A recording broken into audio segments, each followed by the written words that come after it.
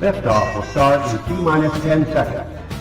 10, 9, 8, 7, 6, 5, 4, 3, 2, 1. We have ignition. It's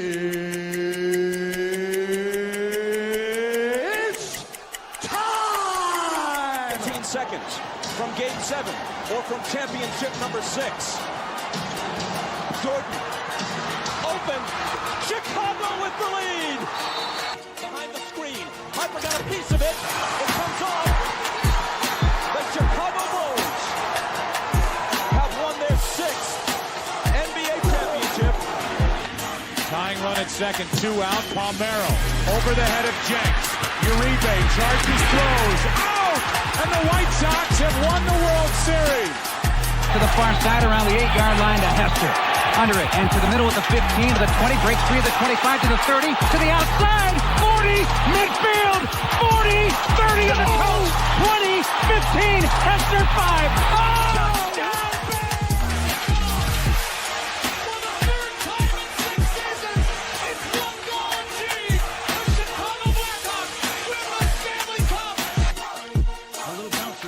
Toward Bryant, Lewis through to Rizzo. It's in time, and the Chicago Cubs win the World Series. What up, what up, what up? Welcome to ShawnSierraSports on Sports Zone Chicago. I'm your boy, the SuperBack, Shawn Sierra. Thanks for tuning in. If you're watching us on Facebook Live, well, then I guess you found us on Facebook. And if you're not following us on Facebook, what? Come on, go to Facebook, type in Sports Zone Chicago, click the like button. Now you're following Sports Zone Chicago. Simple. If you're watching us on our YouTube channel, excellent. And if you're not subscribed to our YouTube channel, for real, come on, go to YouTube, type in Sports Zone Chicago, click the subscribe button, but also click the notification button. That's the little bell next to it. That'll let you know anytime a show from Sports Zone Chicago is going live. Get it? Got it? Good. Man.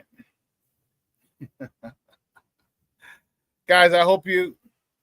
So we got a great show, but I need you to get interactive. So whatever platform you're watching us on, whether it's Facebook or YouTube, leave a question or comment on that platform. It'll come up here in the thread. We'll put it up on the screen. We'll incorporate it into the show. And that, my people, is what makes this the best morning Chicago sports talk show around. And that's you. So bring them all, baby. Questions, comments, smart ass remarks, because ain't nobody scared over here. Like The Rock said, baby, don't sing it. Just bring it. Man, listen, we got the chat is jumping already. Cornelius Squalls checking in. What up? Shawn Sierra Sports fans. Yeah. Cornelius checking in. Levette Lee's checking in. Happy House Music Monday, y'all. Got one of my house music shirts on. Househead. Yay. Rick Gonzalez. F you, Mr. Reinsdorf. Go away, please, so the Bulls and Sox can become relevant again. FJR.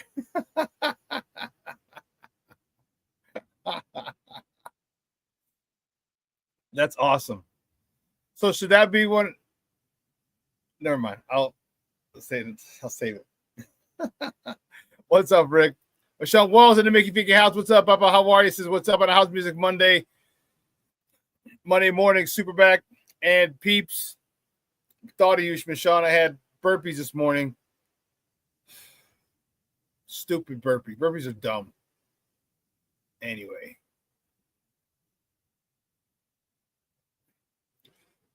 Is there infighting in Wrigleyville? Black Diamond. Good morning, Papa. Says top of the morning. Hey, Cornelius, we're not winning shit with Council. He an idiot. You never throw your pitcher under the bus if you're gonna battle to keep you in the game. You should be taking Tyone out after 4.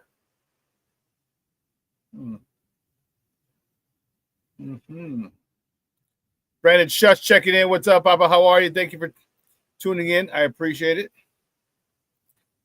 My man Armando Emeterio Lara Jr. is in the house. Junior, what's up, Papa? Thank you for tuning in. I appreciate you. Oh. A whole bunch of stuff. Rick said, I'm at my wit's end with JR. With Jay Reinsdorf. Gorn. Why? What did he do this weekend? What did he do this weekend now that you're just mad with Reinsdorf or just came on? Oh, what happened? What? I don't know. Your vitriol toward him is pretty great. It's pretty high this morning. That's why I'm asking. You do something new over the weekend or?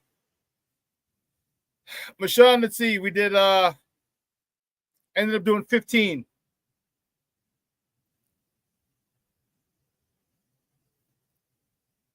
15 burpees. Thank God.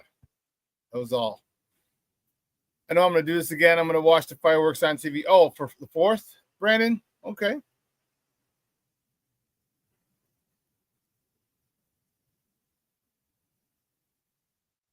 Not sure what you mean, Brandon. So start with the top of the morning. Start with the Chicago.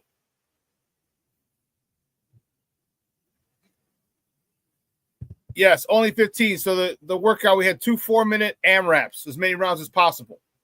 And it was thrusters. So we had Hank, he had on the front rack, we squat down and stand up. And as we come up, we extend, the bar over our head. We had 5 of those.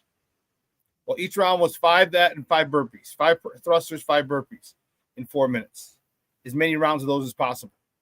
I got 3 rounds in, so that's 15 burpees.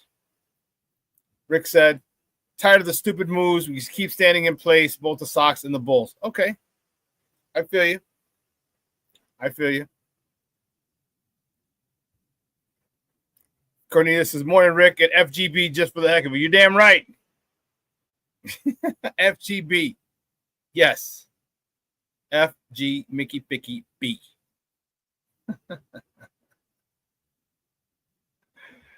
Oh, man, we got a good show for you today. My man, Fred Pfeiffer from the Big Red Bus is going to join us. We're going to talk about some of those stupid moves, Rick. We're going to talk about some of those stupid moves that the Bulls made. We're going to look back on the dismantling of that Bulls squad that led the East in the beginning of the 21-22 season. All right, the dismantling of that squad. We had the number 1 record in the East, best record in the East. In February, Lonzo Ball gets hurt. It all goes to hell from there.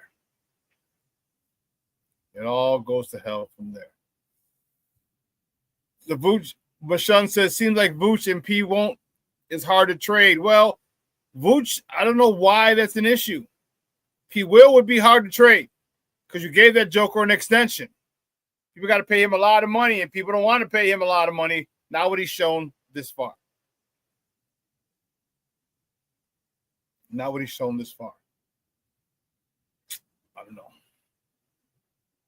don't know. But, yeah, so Fred Pfeiffer at 9:30 at 10 o'clock, excuse me.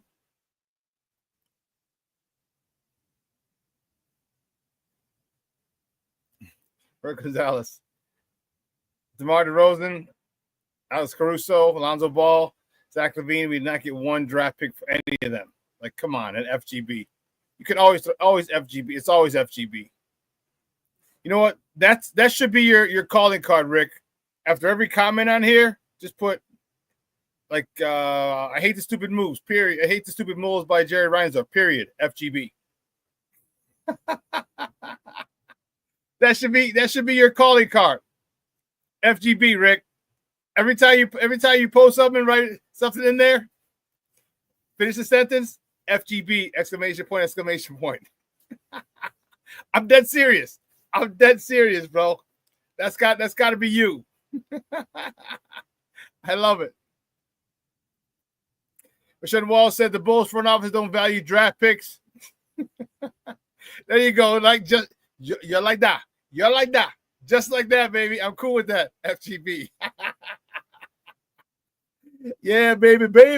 I love it, Rick. I love it.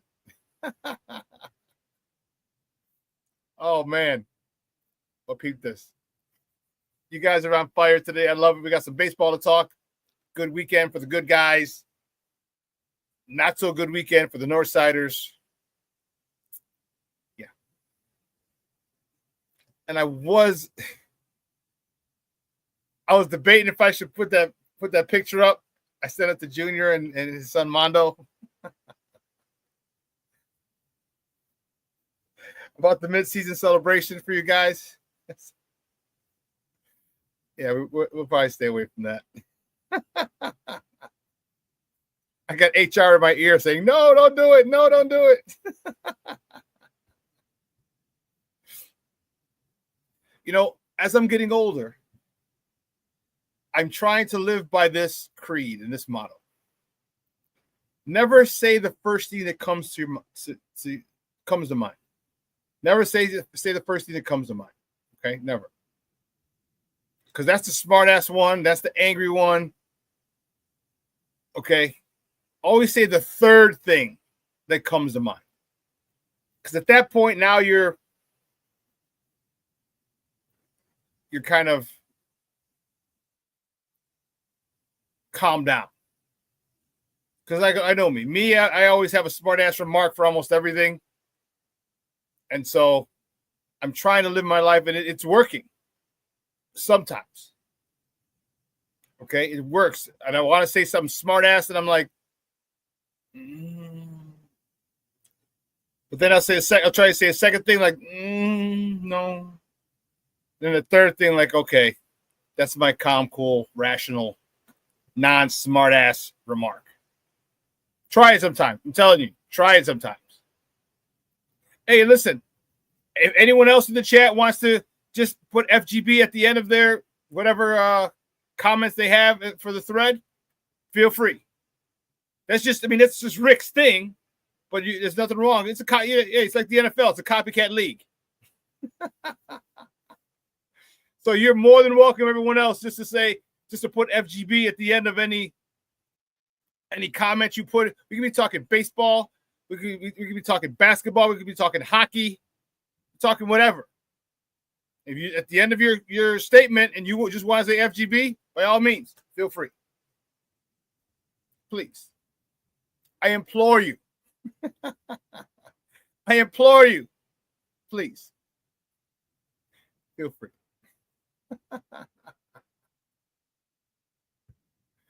Oh my God, this is awesome. Listen, guys, I hope you had a wonderful weekend.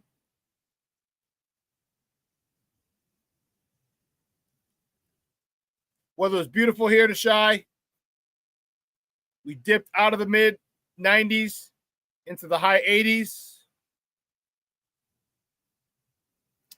So it was a good weekend, a good weekend to get out with your family, friends, your loved ones. You know how I feel about that. You know,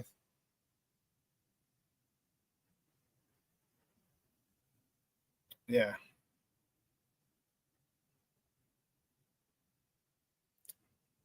How's Chicago? Yeah, the weather's beautiful. Beautiful, beautiful, beautiful. High of 86 today. Okay.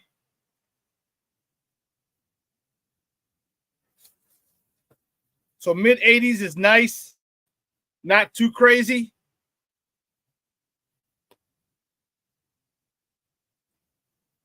You should, bro. You should. That's dope. That's dope. That's dope. Listen. Oh, before, real quick, one quick thing. We had this past weekend, I told you, if you remember, and most of you were here on Friday, big party for my mom on Saturday. We had for her 50th or 50th, her 80th birthday. Her actual 80th birthday is tomorrow. Okay. But I decided to do it the 28th because think about it. Next weekend is 4th of July. Can't do it then. You know what I mean? So I decided to do it early. So we had a good pick. We had a really good time. Tons of friends and family showed up. Some RSVP'd and didn't show up. That pissed me off. Someone RSVP'd for 8. Showed up with 2. I still had to pay for it and all that. Anyway, that annoyed the hell out of me. But I digress. So I wanted to make it a Jordan theme. I wanted to get her a pair of Jordans just because I remember in high school when I was growing up I didn't have enough. She got me some when I was in college. After she didn't have to pay for school anymore for me. So I wanted to get her some Jordans. I had everyone wear Jordans. A lot of people wear their Jordans. Here's a picture from Saturday. She got the Air Jordan 11s. We're at Mama Luigi's. Again, big shout out to Mama Luigi's on 75th in Harlem. Man, it's a great, great spot. And she was happy. We had friends from her, from the Board of Education where she worked for 30 years, and AT&T, Illinois Bell, it was called back then. She worked with some of her friends were there she worked there for 30 years. We had some of those friends. And obviously tons of family. A couple of my friends were there, and it was great. My friend Mary Lou, my little sis, Mary Lou Micah, she was there with her husband. My guy Mark Micah, my fullback. Mary Lou created a poster with a whole bunch of pictures that I sent her, and had a happy 80th Ellie, and everybody signed it, which was really cool. We have that hanging up in the house now. And then my cousin Marlo, big shout out to my cousin Marlo. My cousin Marlo held it down, man. She put the centerpieces together. She put she took a lot of pictures that I gave her, blew them up, and created a table at the back right when you walked in. She had a lot of old pictures, and throughout the years, pictures of my mom. Once when she was actually her baby picture in high school when she first started working, and then her with family. I just can't thank my cousin Marlo enough. I want to say big shout out, thank you again, man. She held it down, so it was a good time. Mom Dukes was, man, yeah, she was happy, and that's the cool part. She's over there now. She's getting ready to go to CrossFit, and she's fired up. She's wearing one of the new outfits that one of her friends gave her. So this morning before the show, we get her stuff together. I'm like, what do you want to wear? She goes, I think I want to wear this. And she just pulled it out of the bag. I was like, that one? She goes, yeah, I want to wear this one. So she's wearing her new stuff to the to class today. So she's going to be fired up. But yeah, that's what I did this weekend. That weekend was fun. And then yesterday, I really didn't do anything. I just kind of recovered and just chilled. Just chill, enjoy the weekend. And here's my question: where are all my people with pools? Where are all my people with pools?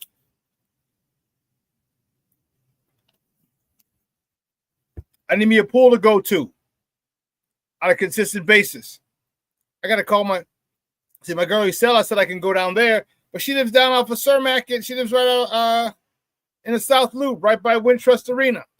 So I got to drive all the way into the city. Now, mind you, it's a rooftop pool. She lives in an apartment building. She's like, you can come by anytime. I'm like, all right. I said, but you're at work during the day. Like, I want to be there during the day. Oh, man. Anyone else got a pool, an outdoor pool? Come on, man. Holler at your boy. Holler at your boy. Hey, guys, thank you so much.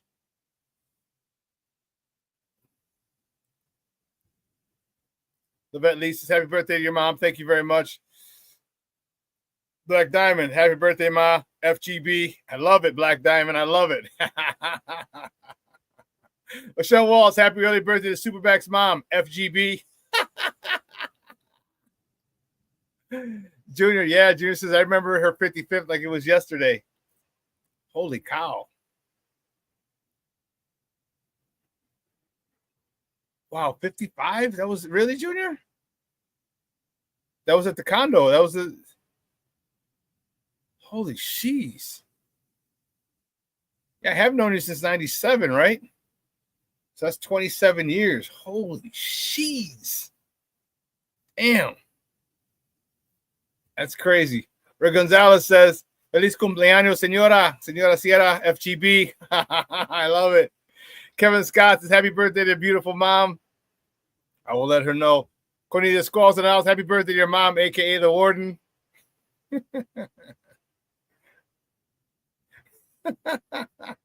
Rick said, my mom back in the day said, you want a pool, Rick? Fill up the tub and enjoy. FGB. Damn. Holy cow. That's insane. That's insane. Wow, dude. Whew. It's been, wow. Holy sheesh, man, time flies. Because you only had Mondo then. If I'm not mistaken, you only had Mondo. You didn't have Monica yet. Yeah. I remember you were complaining like, oh my God, it's such a hike. Because my guy Junior lives up, he's a Lakeview guy, right off of Irving and Ashland. So from Irving and Ashland, so we were in Tinley Park, so we were on 168th. Yep, just Mondo. Yeah.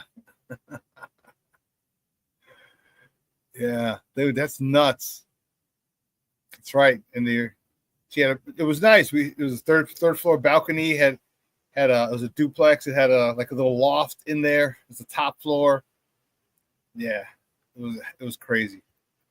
Anyway, listen. Here's what we're gonna do. We're gonna take a quick break. All right. On the other side of the break, we will get to the top of the morning topics. All right. So don't go anywhere, folks. Keep it locked right here. Shawn Sierra Sports on Sports Zone Chicago.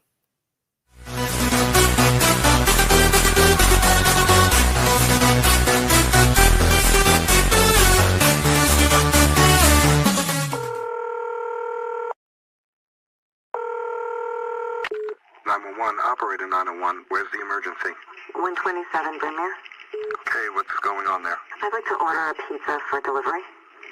Ma'am, you've reached 911. This is an emergency line. Large with half pepperoni, half mushroom. You know you've called 911. This is an emergency line. Do you know how long it'll be? Okay, ma'am, is everything okay over there? Do you have an emergency or not? Yes. And you're unable to talk because... Right. Okay, is there someone in the room with you? Just say yes or no. Yes. Okay, it looks like I have an officer about a mile from your location. Are there any weapons in your house? No. Can you stay on the phone with me? No. See you soon. Thank you.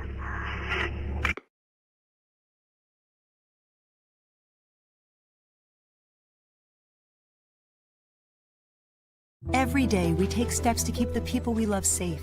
But some health risks are easy to miss. Ticks hiding in the yard can spread germs, like the ones that cause Lyme disease. Mice searching for food can spread bacteria that makes us sick. Mosquitoes lay eggs in standing water and can spread West Nile virus and more. Cockroaches are drawn to water in the home, leaving behind allergens that can trigger asthma attacks. Common pests can threaten our health. Learn how to protect your family at pestworld.org. When I'm flying, I put my helmet on, my visor down, my mask up. You don't know who I am. Whether I'm African American, Asian American, Hispanic, white, male or female. You just know I'm an American airman kicking your butt.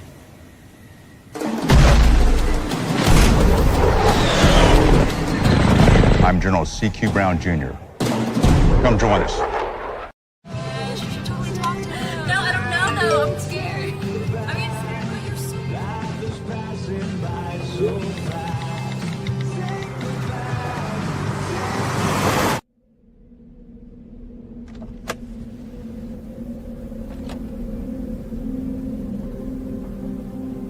Do you know that you're in my lane? No, not at all. Are you not paying attention? Are you texting? I was just checking in with my mom. I was telling her that I thought we'd be home by 6. It's okay. There's enough time. Just pay attention. I'm not even halfway through my text. There's no way. I'm not even going to look up. My babies are in the car. You have to pay attention. It's just supposed to be a quick text. I'm so sorry.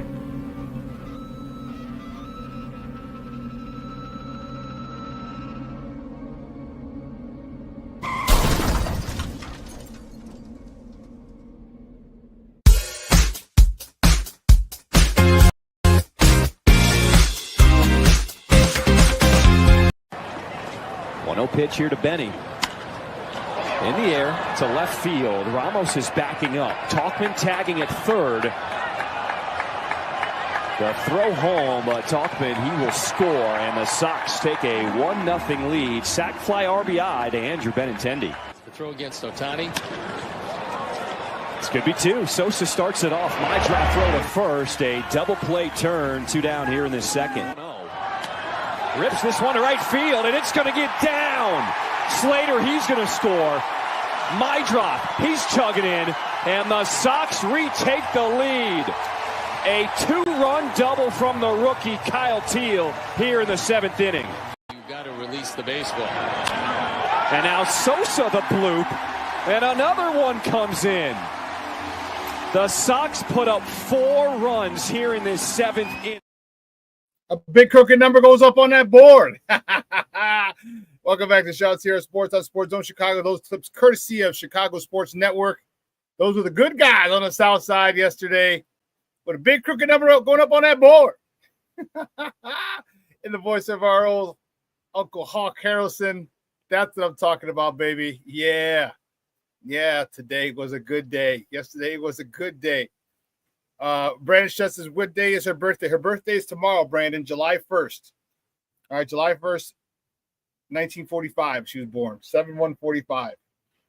All right. Awesome.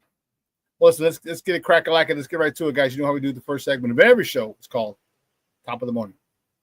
It won't come just when you want it.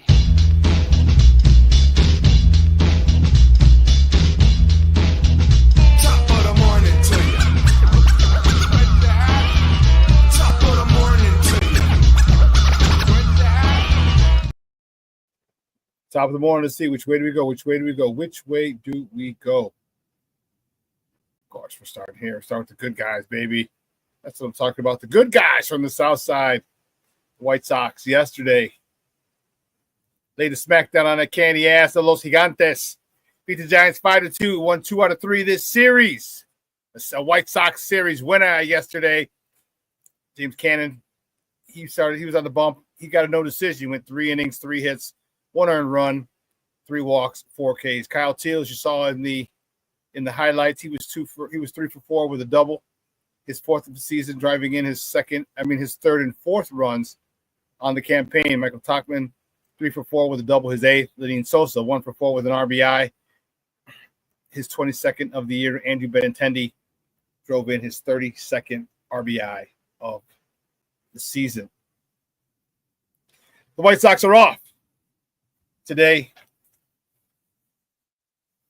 All right, they're off today before they head out to the Los Dodgers, or the LA Dodgers, baby. My goodness. It's going to be a tough one. A tough series at Chavez Ravine. But they are on their way out to LA, Holmes. Vatos Locos forever, eh? The next top of the morning topic. Cubs. Yes, the Cubs yesterday. Tough one for the Cubs. Cubs get blanked by the Houston Astros 2-0. Jameson Taillon, he got the loss. He's 7-6 on the season. He went 4 2/3. 5 hits, 2 earned runs, 1 free pass, 4 punch-outs. Kyle Tucker was 1 for 4 with a double, his 18th. Carson Kelly was 1 for 4 with a double, his 6th. The Cubs dropped 2 out of 3 down in H-Town.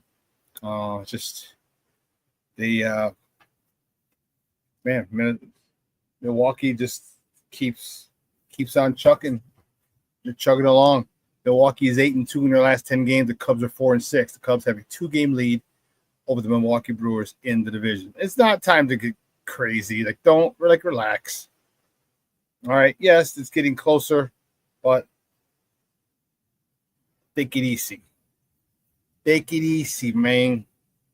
All right. And I know it's 2 games and you're fine. You're going up to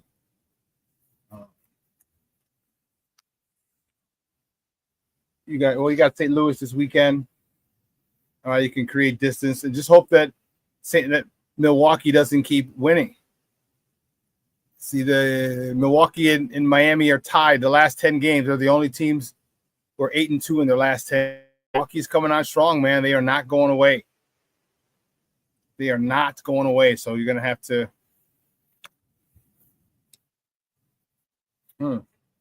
Well, again, the Cubs, they're off today too because they're coming home for a nice set, a 6-game set. Host the Cleveland Indians. I'm sorry, the Cleveland Guardians and St. Louis Cardinals over the 4th of July weekend, starting Friday, July 4th. The next top of the morning topic, girls, baby, our Sky. Game was on ESPN yesterday. The Sky beat the LA Sparks 92-85. Angel Reese came to play, boy. She was not messing around. 24 points, a season high, 16 rebounds, and 7 assists. Again, a season high, 24 points for Angel Reese. Has to step it up. Her girl, Camila Cardoso, is out. Well, she'll be missing about 3 games due to her playing with the Brazilian national team. Ariel Atkins dropped 20 in the cause, and Kia Nurse added 14 points as the Sky beat the LA Sparks 92-85. In that game, it was crazy because in that game, which will be the next topic,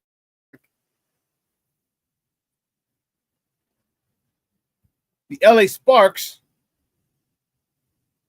retired Candace Parker's number 3 jersey. She played for both franchises. She won a title with both franchises. Okay, but the LA Sparks beat the Chicago Sky to the punch by retiring her jersey there first. So since they were playing in LA, the Sky were, I think the LA Sparks decided to do it then. Maybe kind of show them up. I don't know. Let's see. Next time of the morning topic, Rick. Don't get crazy on me, Papa. Don't get crazy on me. All right? I'm just a messenger.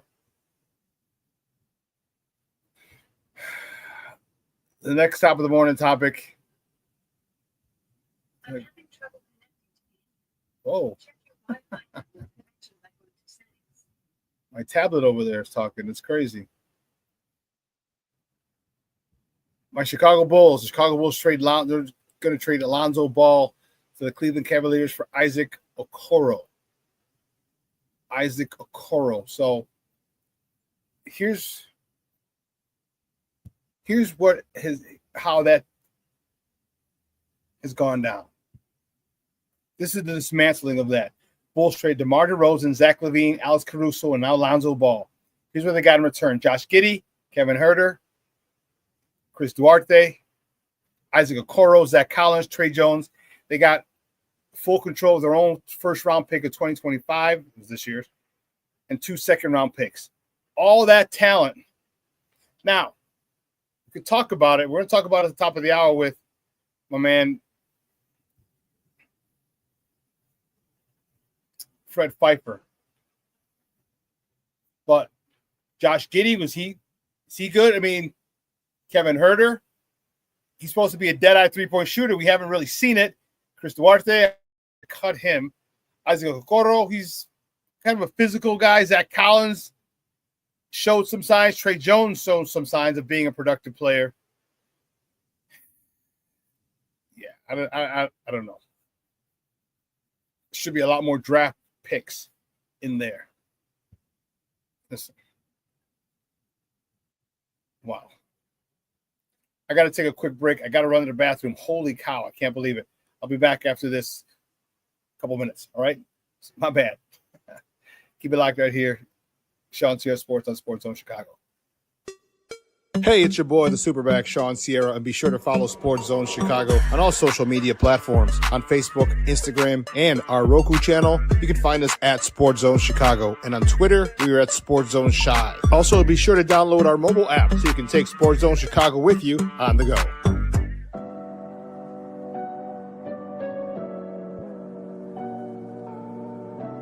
How do you take care of your mind health? For my mental health, I meditate in the mornings. I have my dogs. They're they're the best. I just find ways that help me just relax. Finding things that make me happy, like being close to my family. I meditate a lot and read books. I have hobbies outside of the game. I'm able to switch off. I'm able to turn my brain off from the game of basketball. Your mind health matters. Your mind health matters.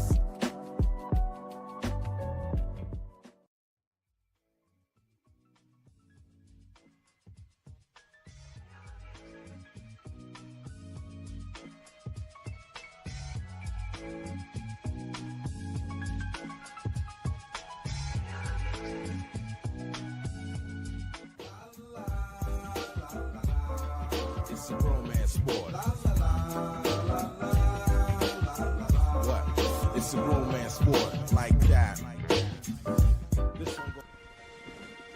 Your Marine Corps' way of life is to defend the American way of life.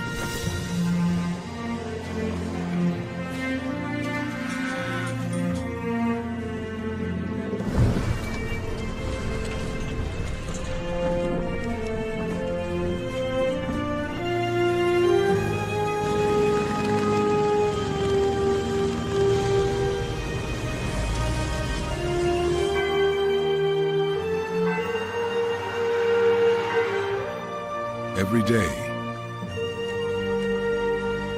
no matter where we serve,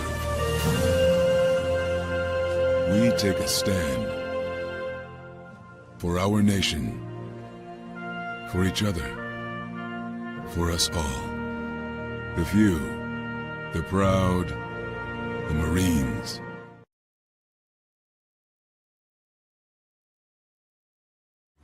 Everybody. Fuck Green Bay! Fuck Green Bay! Fuck Green Bay! Fuck Green Bay! Fuck Green Bay!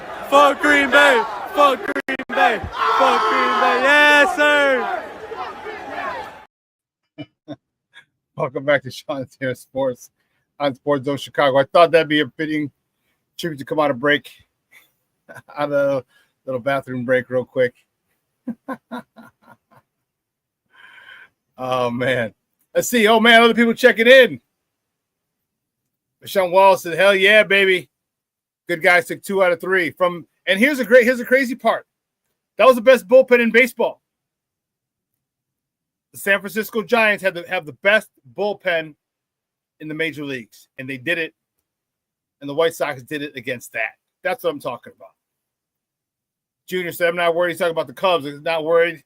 It's a long season, man, and you can't get emotionally, you can't ride that emotional roller coaster. All right, you might have a bad week or two. Okay? It's going to happen. You can't. I mean, you can, but it's going to do a hell of a lot for your blood pressure. King Book of World, what's up, Papa? Salute everyone. And Shawn, what's up, man? I appreciate it. Thanks for tuning in. Cornelia Squall said Angel was a beast yesterday. I like when she gets the rebound and starts to break. I do too. She's feeling herself now. She's feeling herself.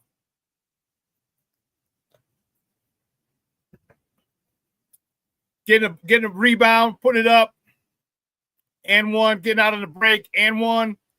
She's like, yeah, looks at the camera like playing it up. I like it. All right, this is who she is. This is what she likes to do, and that's cool. I am cool with it. You're having fun, being you. That's cool. Win or lose, I want you to play the way you play, and she's got a little feistiness about her. All right, she got a little feistiness about her, and that's okay. But she's in there battling for them rebounds, baby. That's what I'm talking about. Armando says, isn't Kevin Hurt in one of the commercials you show? Yeah, he is. He's playing for the Sacramento Kings, I think, at the time, or someone else. And that was funny. I recognize that too. King Book of World says, AKH draft picks.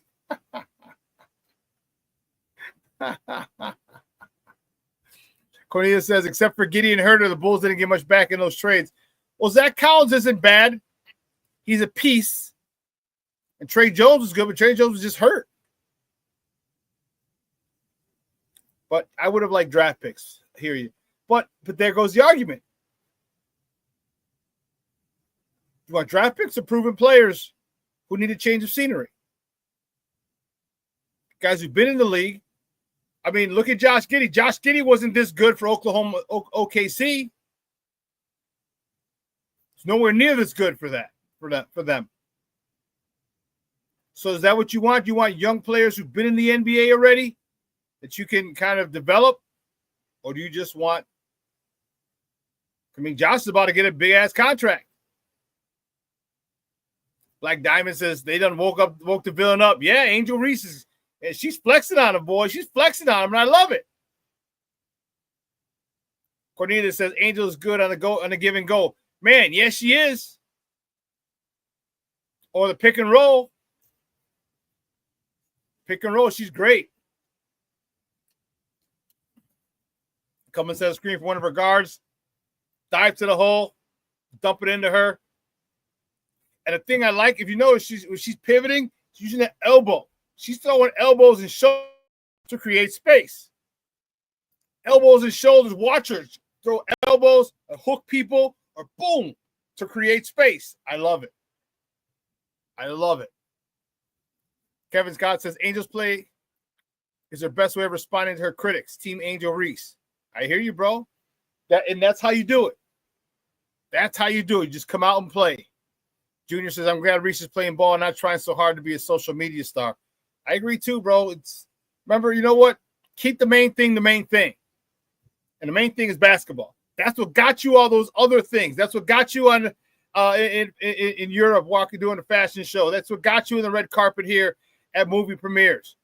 All right, was the fact that you played basketball. Keep basketball the main thing. Keep the main thing the main thing, and you'll be all right. Black Diamond says, I love it too, FGB. Black Diamond! I love it. That's what I'm talking about, baby. Cardoso ain't in Brazil. Grin smile. Oh, really, King Booker World? She's not playing with the national team, huh? In Chile. She ain't over in Chile, huh? Okay, you got some info on her actual whereabouts? Hey, just don't let your Puerto Rican fiance find out.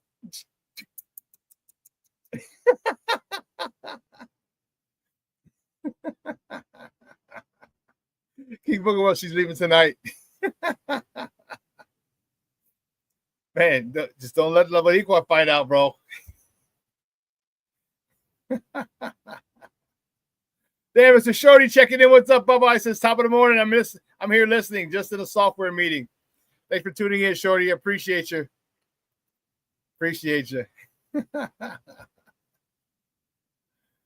But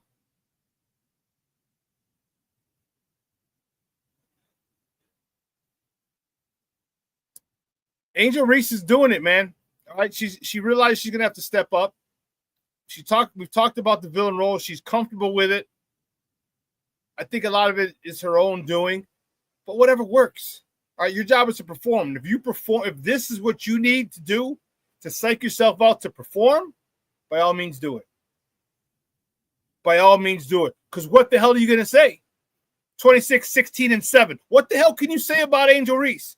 I mean, you can bitch and moan. She missed a couple layups yesterday, a couple bunnies. 26, 16, and 7. I'm sorry, 24, 16, and 7. 24, 16, and 7. That's a hell of a day at the office. That's a hell of a day at the office. So you could call her and tease her about me bounds, but she's copyrighted. You could tease her about all that stuff, but game time, 24, 16, and 7. Anyone. In the W or in the NBA, either's league, that's a day at the office. That's yeoman's work. 24 points, 16 rebounds, 7 assists. Come on, man. She flirted yesterday. She flirted around with a triple-double. So I love the fact that I don't know who's talking to her, who has her ear, but whoever does have it is telling her the right thing. She's focusing on basketball solely right now. crazy idea you focus on the sport that's making you rich and famous. But I digress.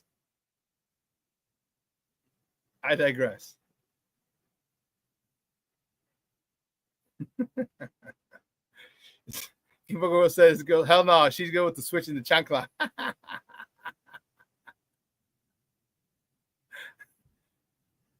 Tell him, Cornelius, those are Karl Malone numbers, boy. Man. And only at 6'3". King Booker Will said at this point it would just be talking shit to talk shit about Reese. It is. And some people want to. Some people just want to complain, oh, she missed X amount of rebounds. I mean, don't get me wrong. I was yelling at the TV yesterday too, like, stop missing all those damn rebounds or layups. She was missing some. Was Ariel Atkins missed one? Elizabeth Williams missed one. They were I remember like 4 or 5 bunnies they missed. I'm like, what are you doing? It's a layup. I was yelling at the TV yesterday. I was mad as hell. Mad as hell.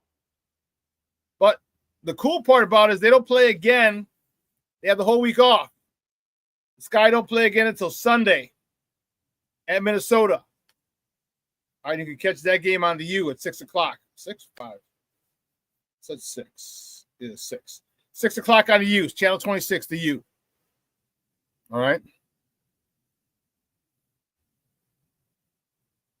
Good weekend for the good guys. All right, I was pretty happy with taking 2 out of 3 from the Giants. This team is just fun.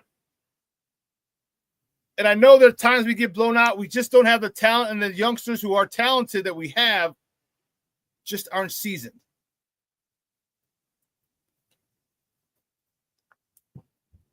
Chase Mydroff is one of those guys. I am really, really, really starting to like him a lot now.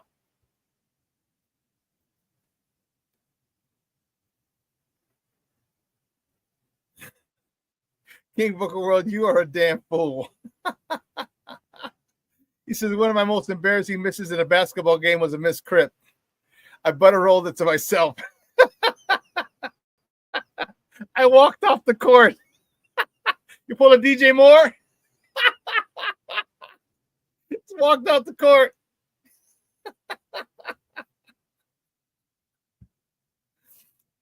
You're a damn fool. Hey, you forgot to put the FGB. Oh, that's hilarious. But I love this team. I'm really, really, man, I'm falling in love with this team because of the effort. I think we have some really good players that once developed, and I don't know about perennial all-stars, but I think we might have an all-star or two. Miguel Vargas is my first person who comes to mind. Kyle Teal yesterday, you saw him with a bases loaded double to right field to give the Sox the lead for good. Edgar Carroll and the other catcher. I like some of the pieces. They play hard. They never give up. The pitching staff is young, and they're gonna get knocked around a little bit. They're young. They're rookies. But you know what? They fight. And that's all I can ask. I get frustrated just like any other fan would. But when you look at the big picture, you take 10,000 feet above the earth. Look at what they had last couple of years to this year. They got belief in their manager. They have trust and faith in their manager.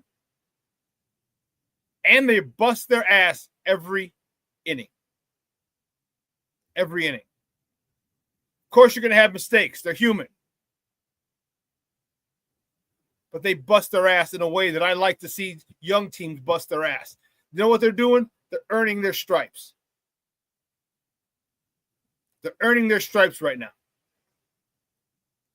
All right, they're getting. It's a grizzled team. I mean, you got to go through some lumps and some growing pains especially when you're playing so many young players. They don't give up. They don't quit.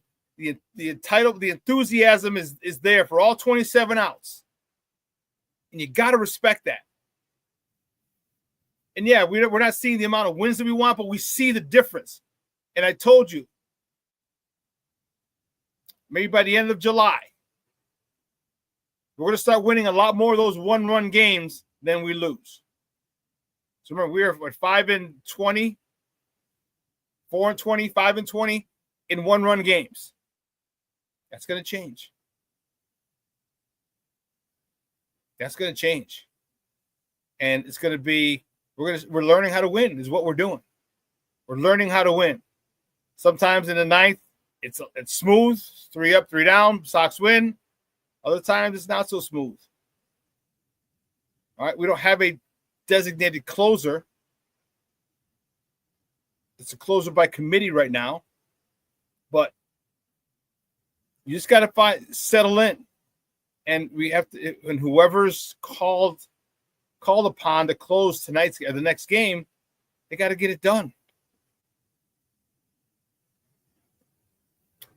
That's a very strong possibility, King Booker World. I don't doubt it. He says, I think the Sox are going to hit a 6-game winning streak this year. That'd be great. That'd be great. 2 series, they could do it. Or win the last game of 1 series, win a series, and win the first 2 games of the next series. Yeah, I could see that. I could see it because they can manufacture a run. They've lost so many different ways in one-run games. They now know how to manufacture a run. You get a guy's gonna bunt to get on, get him on, get him over, get him in.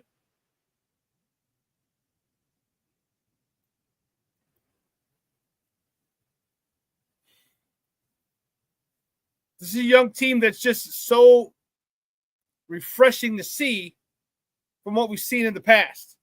And I love, man, I was a big Yo-Yo guy, man. I love Yo Moncada. I even like Tenier. I like Eloy. I love Luba.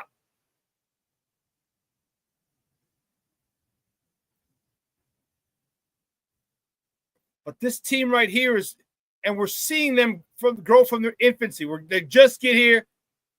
Chase Mydroff. Look, is one of the most intelligent baseball players. You saw the slide yesterday? If you didn't see this, oh my goodness. He was stealing second. He slides. He stops his slide short before he can slide into the tag. Stops short, pops up, and the guy who I don't know if it was a shortstop. I think it was the shortstop. Was anticipating the contact, and he was leaning back. So he's leaning back. Chase stops his slide. The dude falls back, and Chase steps on the bag. They called him out initially, and Chase is like, no. And on the replay, it shows he stopped the slide. You talk about a high baseball IQ, that's what we're talking about. He's not the most talented guy in the world, but you don't have to be. You have to be smart. Doesn't matter what field, what sport you're dealing with.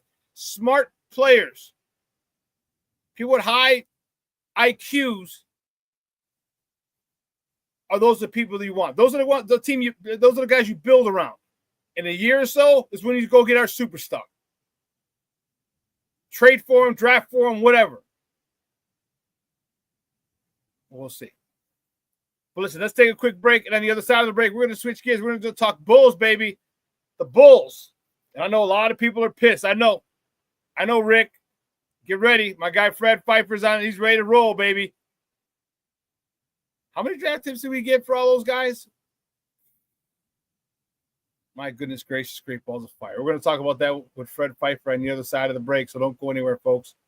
Keep it locked right here. Shawn Sierra Sports on Sports Zone Chicago. Hey, it's your boy, the SuperBack, Shawn Sierra, and be sure to follow Sports Zone Chicago on all social media platforms, on Facebook, Instagram, and our Roku channel. You can find us at Sports Zone Chicago, and on Twitter, we are at Sports Zone Shy. Also, be sure to download our mobile app so you can take Sports Zone Chicago with you on the go. Time out. How are you feeling right now? Happy? Excited? Angry? Overwhelmed? One of the best things you can do for your mind health is to name what you're feeling. It can sharpen your awareness and help you talk about your feelings with someone you trust. Here are 3 questions to ask yourself. Where are your thoughts right now? In the past, the present, the future? Do you notice any sensations in your body? Is your heart beating fast? Is there a flutter in your stomach? Or are you fully relaxed? What do you need right now? Time with others? Time to yourself? Remember, there's power in this awareness. So find ways to identify what you're feeling today.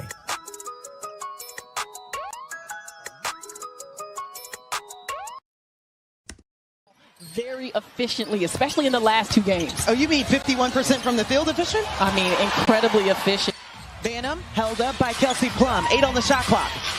Banham sends it to Elizabeth Williams on the inside. Gets her own rebound. Her championship pedigree, her resilience, her IQ, all of it just so impressive. And she's won at every level. Cannot believe that she did that. Like, how has not been done in history other than Candace Parker. And Beck Allen is putting the Sparks defense on notice. Sparks. McCannon reaches in.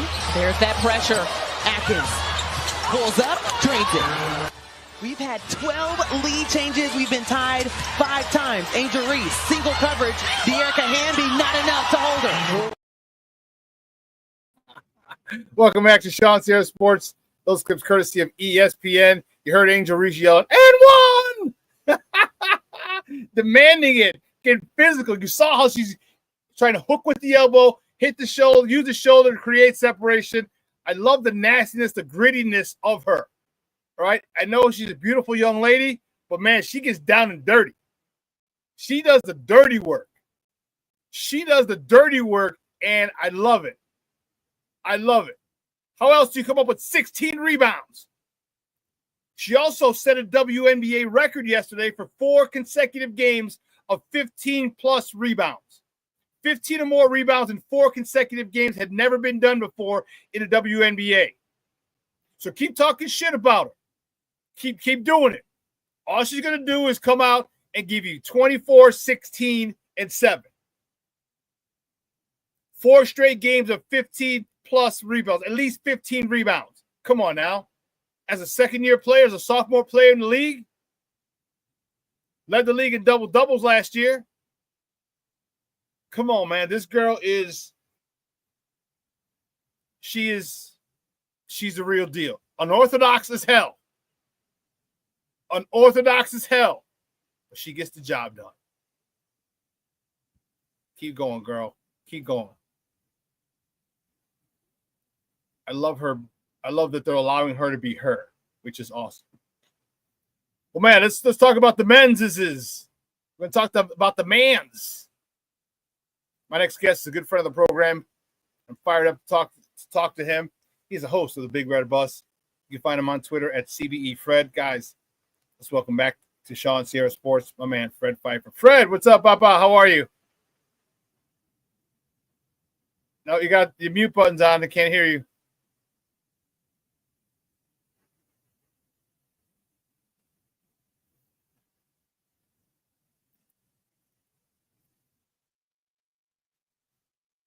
Nope, not yet. All right, let me know when you're ready.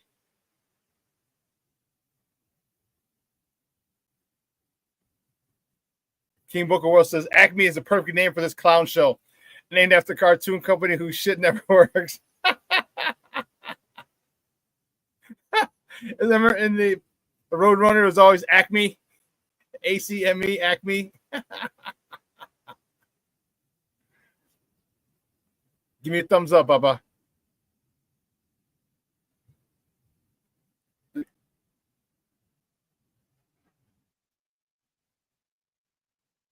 He's got to log out and log back in.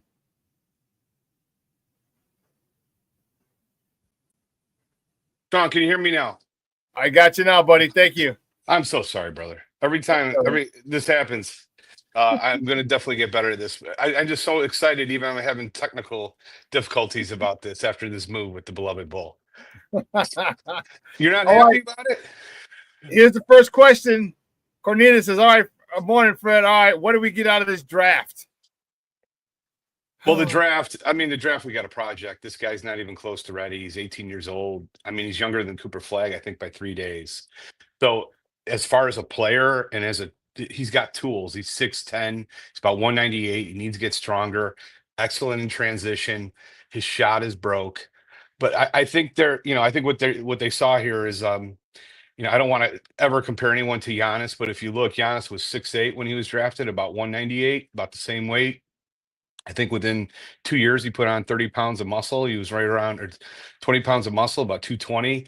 I'm not saying that this kid's going to ever get close to that, but there is a lot to like here that at 18, he was playing in a professional league with adults. 2 years. For 2 years. Yeah, there's a lot to like. It's a project. There's no other way to describe it. It's a complete project. I wish they would have done what Atlanta did with the next pick, which is they made this insane trade with New Orleans to get, to take Derek Queen, pass it to New Orleans. But in exchange for that, I'm not a Derek Queen fan. I don't think Derek Queen's going to be he's a fantastic college player. He's not athletic enough to guard in the NBA, and he can't protect the rim, and he can't shoot the three. Those are all bad combos. And Atlanta was able to turn that into Asa Newell, and also, more importantly, an unprotected 2026 pick in a loaded draft. That was the route I would have preferred they would have taken. However, Noah, I really like a lot of what I saw in film. But he's nowhere near ready. This is like something that I saw this year with Modest. Modest really wasn't ready yet. And I think Billy Donovan took a lot of heat. I think it was proven when he was finally inserted into the starting lineup. He played terrible for the first 10 games, but he built confidence. He was able to handle it. And then by the end of the year, he was playing at a really solid level. This kid is not Modest. Skill-wise, he is nowhere near where Modest was. And even like from physicality level, Patrick Williams. So both of those players got far more minutes than I think this kid's going to get. But there is a raw ability there. It's pretty exciting that hopefully we can see some fruition in a few years. They played against Portland last year, or 2 seasons ago, and I saw he hit a three. Athletic is all get out, and that's cool. I think if he wants to be an impact player, okay, he needs to be over here right now, every day lifting with Matas Buzelis. Matas is in the gym now. Get your ass hit the weights for an hour and a half, and then go run some court, run up and down the court. All right, I think he needs that. I think he needs to get that weight on, because if he can get and add some 5 to 10 pounds this offseason, okay, now that's kind of a step ahead. He's got a head start, of a leg up, so to speak, on not having one offseason and not coming in as such a frail player. He'll still be frail, but not as frail. Mm-hmm. Right? And then you get some run with NBA players. I know you're on the national team, but man, on the French national team, but it ain't like running with the NBA players all summer. And that's what he's got to get. And I hope someone says, hey, get your ass over here, start working out with us at our facility. Okay, get stronger. And as soon as you're done working out, run a few games, because that would be in his best interest. It's a great idea. I think, though, I don't think it's going to hurt him that he's going to play with the French national team. That team's incredible. A lot of pros on it. I think that will be beneficial to him. So I'm not that against that. But as soon as it's over, you're absolutely right. He needs to get over here, get in the gym, and build about 15 to 20 pounds of muscle over the next few years to get to a place where you can actually play. I do like his defensive versatility. I think that might get him some time this year. But again, I think the fan base should not get upset or angry if he plays very little, because he is absolutely a project. He's 18 years old. It amazes me. 18 years old. My son's, just turned 17. So it's like my son's playing. He's a junior in high school. So it's like, it's crazy to see that this guy's already playing on an NBA court. And I don't know. It's pretty exciting, though. I do feel like the Bulls' last three moves they've made, and getting Modest, who, according to all accounts, is built on a ton of muscle and looks incredible. Modest, and this move for Lonzo Ball, I think will go down as one of the best moves. Or I really, that's how high I am on Isaac Okoro, and I think it's Really? uh, we as a fan base, we cannot be so reflexively negative that we fail to recognize when this front office, and no one's been more critical of this front office than me, but you cannot be that negative and just reflexively say this is a terrible move. It was a brilliant move. Isaac Okoro is a 24-year-old uber athletic wing who JB Bickerstaff only a year ago called the best perimeter defender in the league in a game after he held Anthony Edwards to 7-25 shooting. I encourage everyone to go on YouTube and highlight Isaac Okoro defensive highlights, and you will see night after night, highlight after highlight of some incredible defensive plays on some of the best offensive players in the league. You know, Trae Young, Brunson, you go up and down. That's what his task was, to guard the best opposing perimeter player on the team. And he did it to an incredible level. And he didn't get a lot of pub for it. And, I thought he was in a kind of a difficult situation, quote unquote difficult. The team won 64 games and was a winner for the last 3 years. But he was a rotation player in that team, but he was behind two all-star guards. And, a team that was loaded with talent. He was still in the rotation, but wasn't a lot of opportunities to showcase his offensive game.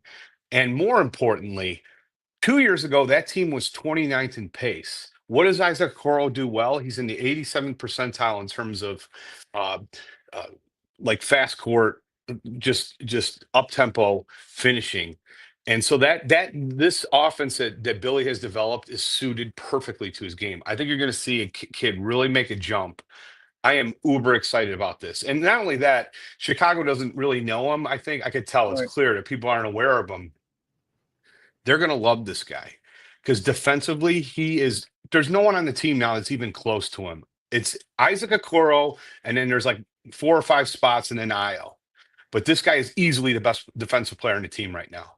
So I think with how hard he plays, Chicago's going to love him probably pretty quickly within the first 30 days. And athletically, he's going to be a perfect fit for this offense and like just being fast and dunking and using his athleticism to get out and run. Yeah, so I was listening to Casey Johnson. One of the things that he was saying was that this guy's very physical. He's a very physical player. And if that's the case, then I think the city will like him because we like guys. All right, we love guys who can play defense. We love guys when you can stop people. It doesn't matter what sport.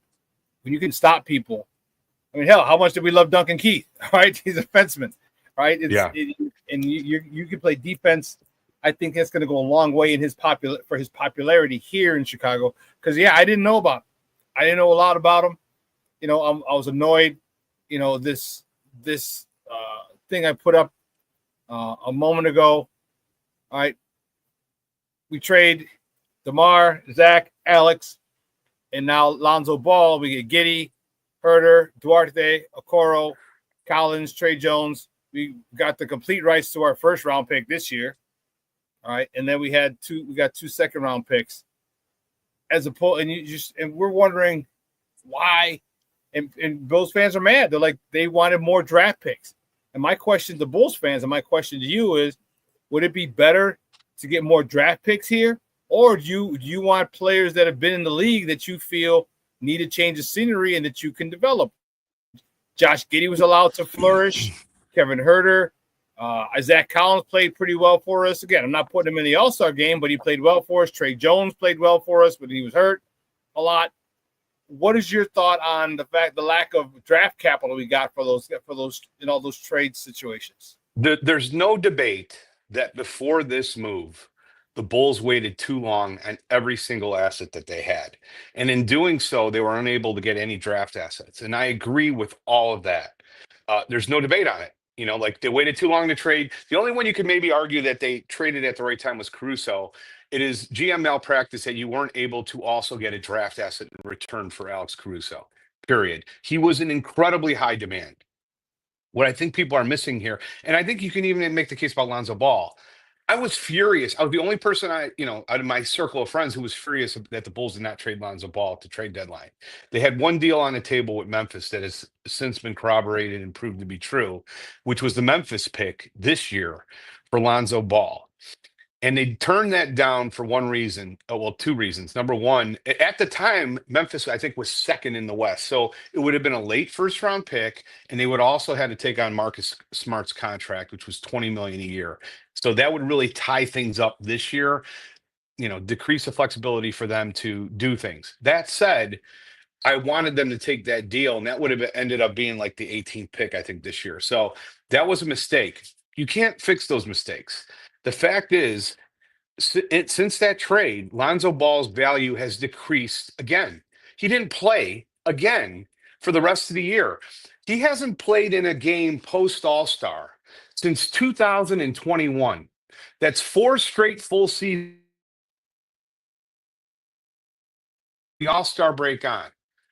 This idea.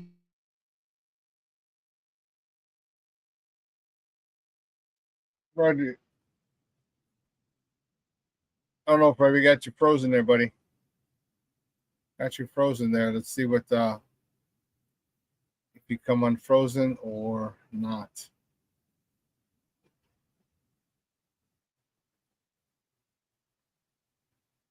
Do me a favor, Fred. Yeah, Fred's connection is.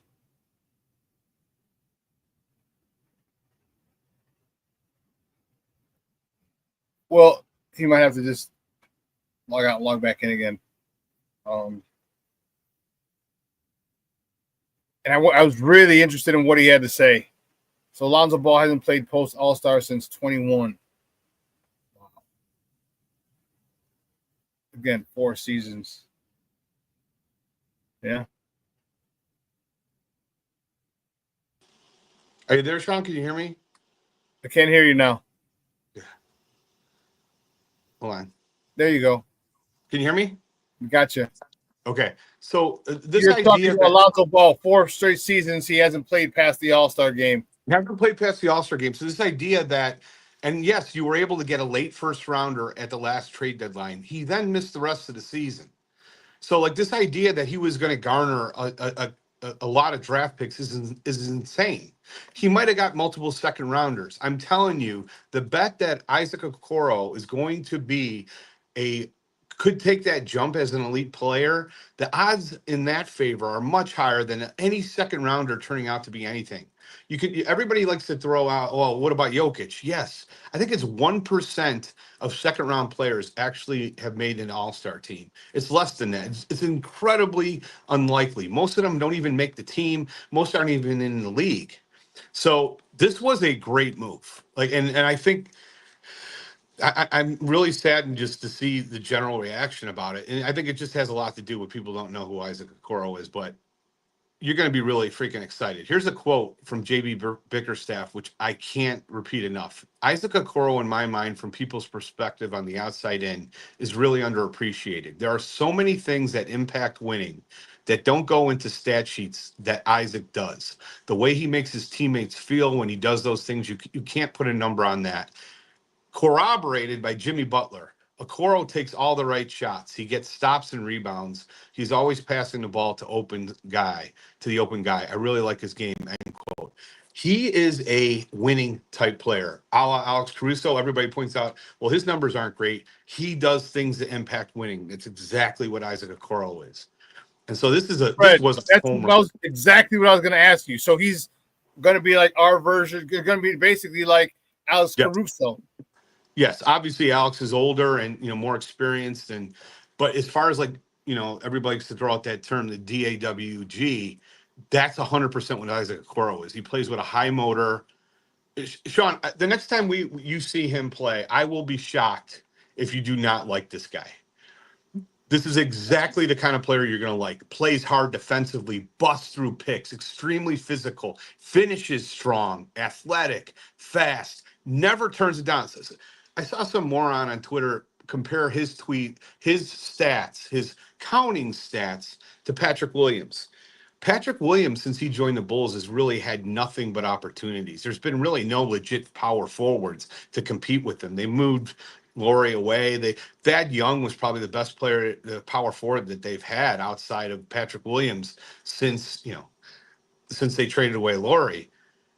That's the exact opposite of what this guy's encountered, what Okoro's encountered in Cleveland. Just think of all the great talent they have at the guard position with Donovan Mitchell and just all-star and Garland, all-stars, and a lot of players at that 2 and 3 position.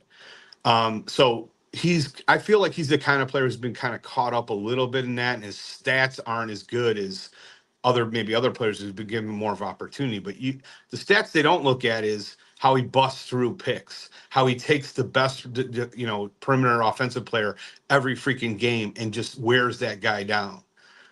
This wasn't a fantastic move, and people are going to look back and say, when Ball misses 75% of the season, I love Ball and I love the story, but the reality is he shot 36% last year. Has anybody even mentioned that? He shot 34% from 3. You know what Isaac Okoro shot the last 2 years from 3? 39 and 37%. He's been a better three-point shooter and a better defender. Everybody acts like, well, Alonzo was great in those 35 games. No, there was a lot of guile. I can't believe people can't see how much he declined physically. He did. I can't even believe we were able to get it, and yet it's complete outrage from the fan base. And rightly so for everything else. But Modest, Okoro, those are 2 fantastic moves. I don't know how Noah's going to be, but we should feel definitely better on what we've seen lately. Does AK have anything to worry about? Is he – because then he continues to do these things like this project. Like, why do we need projects? Why don't we get young players who have a big upside? Who, there's no guarantees in any draft pick. Of course, we know that. But that was the best you could, Noah was the best you could take it at that number 12 slot. I really like Coward, who went before that in a trade. I think Portland took him. I mean, at that position in the draft, the best players are usually found in the 1 through 5, 1 through 7. You can find good players in 1 to 15. I mean, it's SGA. Look at that range between 6 and 15. I don't mind taking this, taking this kid at 12. Okay. I don't mind it. I don't think it's a terrible gamble, or 11.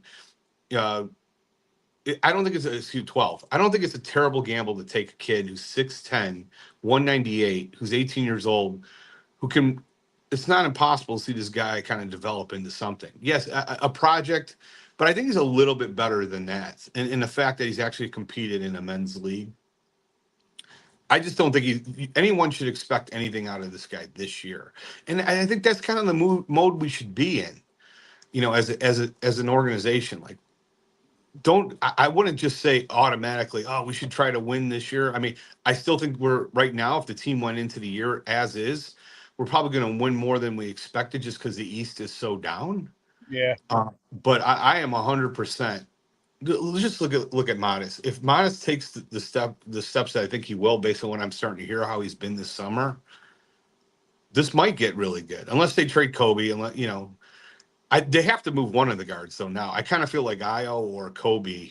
I don't want him to move Kobe. I love Kobe, but I also understand the realities of this financial situation. He's going to be an unrestricted free agent next year, and he's probably going to earn a lot of money.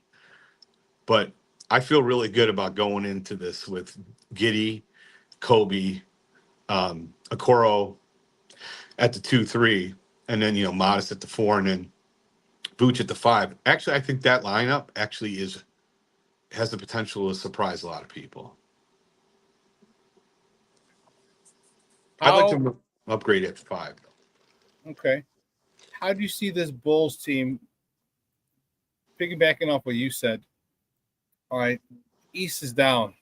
The attack of the killer Achilles, of the snapping Achilles. All right, you got Jason Tatum out. Obviously, you have Halliburton out. Dame and Lillard out. That's 3 teams that we anticipated being powerhouses out of the East.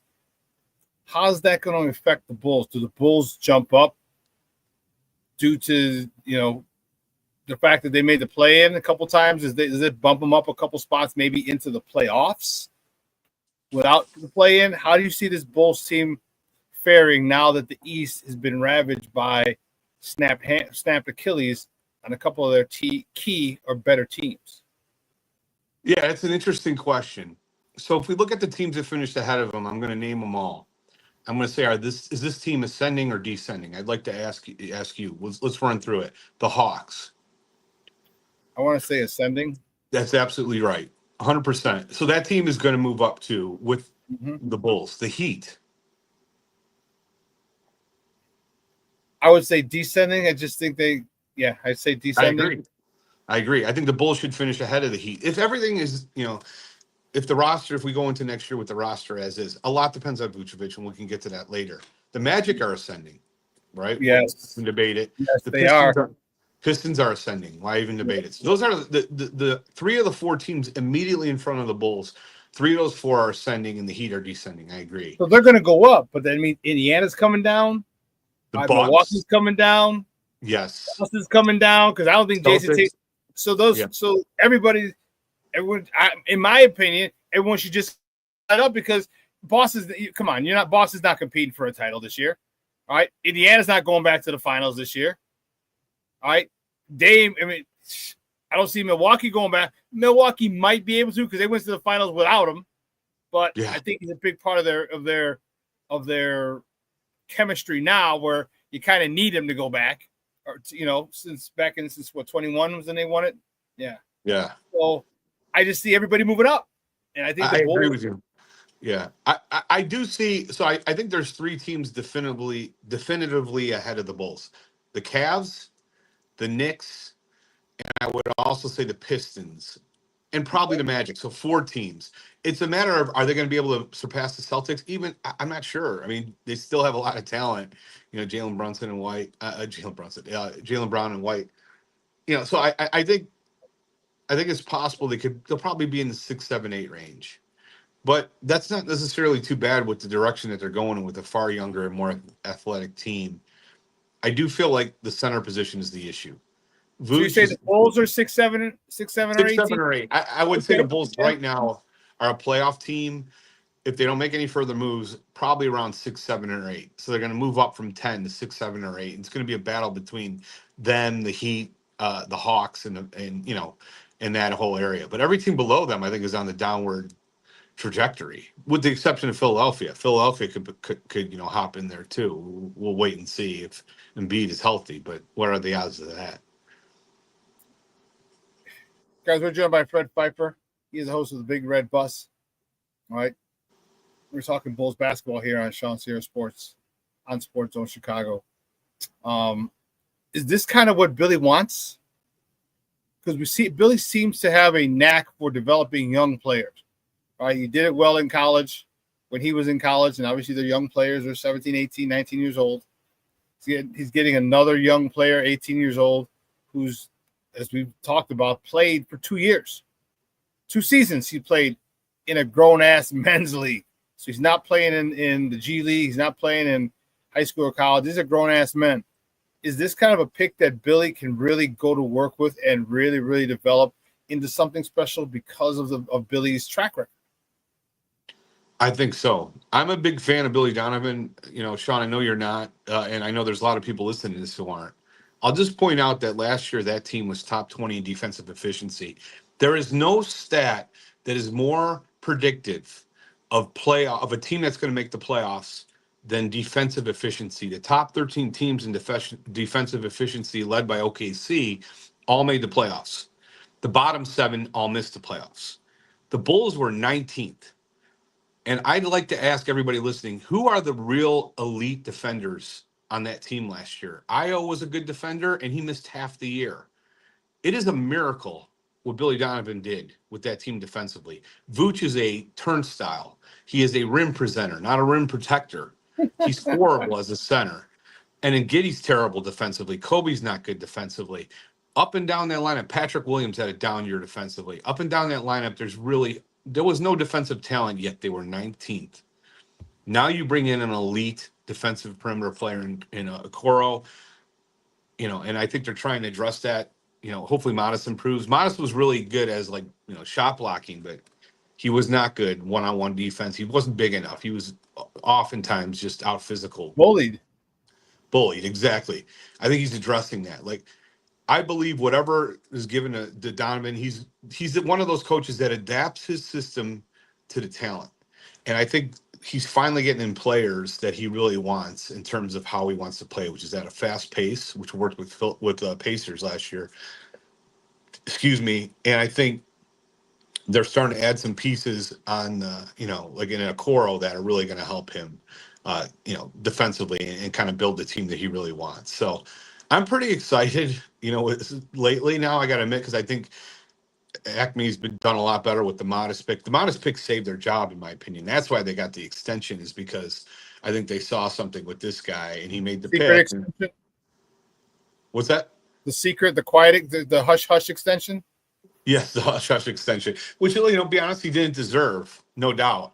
And there's no doubt. There's no debating that. However, I'll tell you what, if he keeps on making moves like bringing in Isaac Okoro for a guy who never plays, I am 100% behind that. I will also admit, if you look at my tweets, I suggested that exact same trade on 6/15. My tweet was something to the extent of, hey, Acme, call up the Cavs, because I knew they were in cap hell. They were trying to make all these moves. The Cavs, in my opinion, their bigger interest is Okoro's on a 2-year contract, a value contract. It's basically 11 each year. They were able to hammer him on that due to the restricted free agency. They negotiated correctly, and the Bulls didn't for Patrick Williams. And, Lonzo's on this 1-year contract with a team option year 2. I predict he'll be cut next year. I don't even think he'll be on the team next year. I think they purposely brought him in because it was a better, more contractual situation for a team that's loaded with talent that's got major cap issues. So keep on making those type of moves, and we'll be cooking with gas. And that's a good strategy. If you got him for 1 year and you can cut him the following year. Okay. All right. Yeah. Well, I'm a little more relieved because I was completely in the dark on Isaac Okoro. I didn't know anything about him. I'm glad you gave me some insight on him. So with his defensive prowess, how much do you think that spills over into the mentality? Because Billy loves defense. How much do you think that's going to spill over into the mentality of the rest of the team? Because when Alex Caruso was here and he was on the court, that shit spilled. That was infectious. Obviously we weren't the number 1 defense in the NBA, but we triggered a lot of offense was started because of defense. We had a lot of hands in the passing lane. We had a lot of deflected balls and steals and traps and 5-second counts. We had a lot of that shit with Alex Caruso. Is Isaac Okoro the type of guy who can do that type of thing and raise the level defensively for this Bulls team? Because if he can, there's a lot of studs that you and I both know. They're young, athletic. They get out and run. Hey, let's go, Baba. Let's go. Outlet, 1 dribble, dunk. Absolutely. I'm telling you right now, you will see this. And again, go to YouTube and Google Isaac Okoro.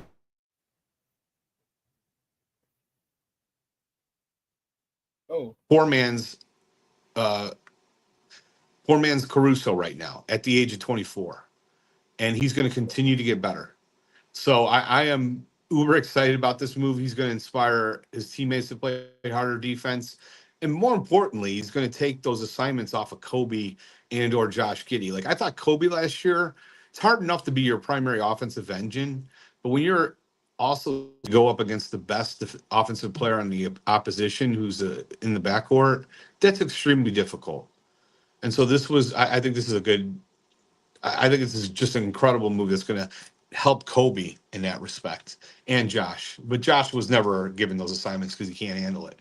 Kobe was the guy who was given the more difficult assignments, and now it's going to help him. What do you think Josh Giddey gets extended for? What do you think his numbers are going to be? Because Josh Giddey is a guy that I didn't like at all. I hated it when he came over. I agree with you. I called him Sunshine from Remember the Titans. He was always complaining. He was bitching and moaning. I got fouled. And then he just proceeded to go on a flirt every game with a triple-double tear. And I'm like, oh, shit, okay. Where do you think his value is going to be? Where do you think he's going to end up signing with the Bulls? And do you think he's worth it? Because what's he, 22, 23? Yeah. Well, what I think they should sign him for is play hardball with the restricted free agency. There's no team in the league that can offer him more than, I think, $24 million, $23 million. I think the Nets may be able to do that, although they took on Terrence Mann's contract. So if you look at the whole, the whole landscape, the Bulls should pay him 23, 24 million. That's what he's probably worth. And in reality, he wouldn't even get that because most of those teams already have their answer at the point guard position. It's more of a question like, well, the Bulls probably feel like, well, we want to make them happy. I know that's what they're thinking. I agree with you. Like, I feel like he was fantastic in the last 30 games, but the first 52 were not fantastic. So when you balance that out, what's his value in the market? Like some people will point out, well, he's better than Quickly, and I agree with that. And Quickly got 32. He's not worth 32. Someone else's mistake does not mean you make the same mistake.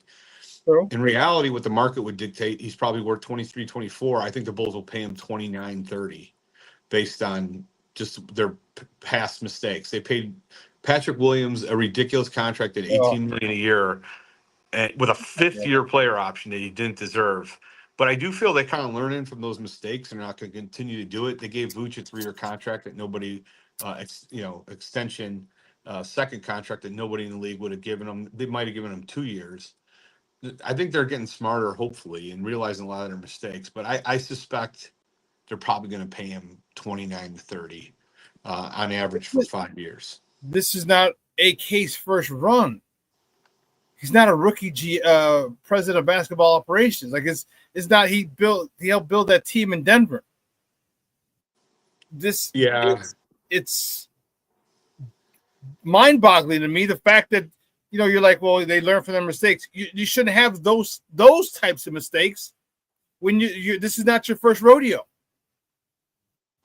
And I think that's one of the reasons that I get upset and Bulls fans get upset. Like you had a big hand in what's going on in Denver when they won a title, and that crew. Like you have experience to come here and try to figure shit out. It should have been figured out in Denver. Yeah, I think it was pretty clear, though. I mean, it should be that Tim Conley was the guy who really deserves most of that credit, who then moved on to Timberwolves and has built a contender there. I'm not sure how much Arturas deserved, plaudits for what happened in Denver. I'm sure some. He was part of that front office, but it's pretty clear to me just based on subsequently that Tim Conley was probably the brains behind that entire operation since he leaves there and immediately fixes the Timberwolves. And what has Acme done in the interim here in Chicago? That said, you got to call it like it is. The modest pick was fantastic, and this move, in my opinion, was incredible. And I think people will really warm to it. So everything else, I mean, the guy's been the Vooch trade was a disaster. You look at all the mistakes that he's made. He gave far too much in the Vooch trade. Even the DeRozan move, which, when you first looked at it was great, he still had to attach a number 1 pick to it to get Aminu off the roster. They also traded Thad Young in that deal, which the Spurs were able to turn into a first rounder. He doesn't value draft picks enough. The Caruso, Zach LaVine, you could argue he waited too long to move him. It goes on and on with the mistakes that he's made. But this is, again, they deserve it when they do something good. Was a good move. And Shawn, I really think you're going to fall in love with Isaac Okoro. I think you're going to be ecstatic what this guy brings. And I'm just happy that we're finally doing some smart things and buying a player, I think, on a value contract who's really going to impact winning. Now, their bigger question is that the smartest thing to do in a year with a loaded draft with 3 studs at the top of the 2026 draft? I don't think they're interested in that. I think they're probably going to want to win. So we'll see what happens. what? This is going to help him, though. I mean, I don't know how people can argue that. Like, Lonzo Ball doesn't play. He played 35 games, and when he did play, he shot 36%, 34% from three. Okay. I'm just shocked at the debates on how good Lonzo was last year. It was. I think we were all blinded by the story, and in the reality, it wasn't as good. Okay. I am. I believe you me. I will check out the highlights of Isaac Okoro, and I will text you like, "Holy cow!" Yay or nay, I like or whatever, whatever I feel after I watch him, and I'm looking forward to it because if that, and people have to understand, just because he's not a scorer doesn't mean he's not valuable. Correct. Okay, he can. By his defense, he can literally help us increase our pace and our points per game by the defense he plays. People don't understand. You don't want to look at, they just want to see how many points does he score? How many points does he score? That's not the whole pick, just not the big picture. Because if he steals the ball, forces a bad shot, gets a turnover, you know what I mean? There's a whole bunch of different ways. Boxes out, boom, outlets it. There's so many different ways you can affect the game, and I'm hoping that I see what I want to see, and I see a guy that you're so high on in what I watch. Because if that is the case, then now you're really starting to turn that off. I mean, now just think about it. Now, outlet to Kobe, one dribble, pull up. All right, one outlet to Kobe. He sees the trailer Matas coming, gives it to Matas, boom. Yeah. I hope I'm anxious to watch his highlights and see what he does, because if that's the case, then I will look at this trade a lot more favorably than I'm looking at it right now. And we need defense. We need defense. We need defense. I don't know if I mentioned we need defense. Absolutely. And when you watch those highlights, also take note at some of the players he's guarding on these plays. Brunson and Brown, and he's got versatility. He's guarding the 1 through 3. Man, I really think you're going to fall in love with him, Shawn. And it starts with watching some of these defensive highlights. But not only that, I think offensively he's been undersold, and he's really going to thrive in this offense. I think because 2 years ago the Cavs were 29th in pace. You couldn't find a worse offense for Isaac Okoro. Last year they sped it up a little bit. They weren't in the top third. I think they were, right around the middle, 10th, somewhere between 10 and 15. But now, I mean, you're going to be a top 3 in pace, and this is going to be perfect. So this is a perfect fit, perfect move. What about some of the other guys on the team that are still like Julian Phillips? Like Julian Phillips, definitely seen improvement, definitely seen development. Nothing to write home to mom about, or definitely not put him in the All-Star game by any stretch. But he had his moments. He hit that corner 3. He had a couple key rebounds. Your thoughts on some of the lesser or the guys who didn't get as much time on this Bulls roster? Who do you see staying? Who do you see going? What about Zach Collins as well? What about him? He's a little more athletic than Vooch as far as defensive. Yeah, I mean, Collins is on the last year of a contract, being paid $19 million. He's probably worth about half that on an open market. I don't mind Collins. I thought he actually played pretty well. He doesn't shoot the 3 like Vooch does, which I do like, but he's far better defensively. We're going to need to upgrade that position. To me, that's just like an area where we should find somebody like I saw Clint Capella's out there. I don't know how much he has left, but a player like that is, I think, a better fit with this team. Vooch does shoot the 3, which you like, but on the defensive end, he is so bad, and he's. I think you can count on one hand the amount of players in the league who are older than him at the center position. There's Al Horford still in the league, and Lopez, I think, is now a free agent. Those are 2 guys I know off the top of my head that are older than him, but there's not many. He's 35. There's a reason there's not a lot of guys that old in the league. As far as Julian Phillips, I felt the exact opposite. I thought he missed far too many wide open corner threes. And he's got a lot of tools athletically, but to me, he's kind of like a, Derek Jones Jr. type of player, a poor man's Derek Jones Jr. type of player. There's probably value in it. He's an incredible athlete, and theoretically, this offense and system should work with him.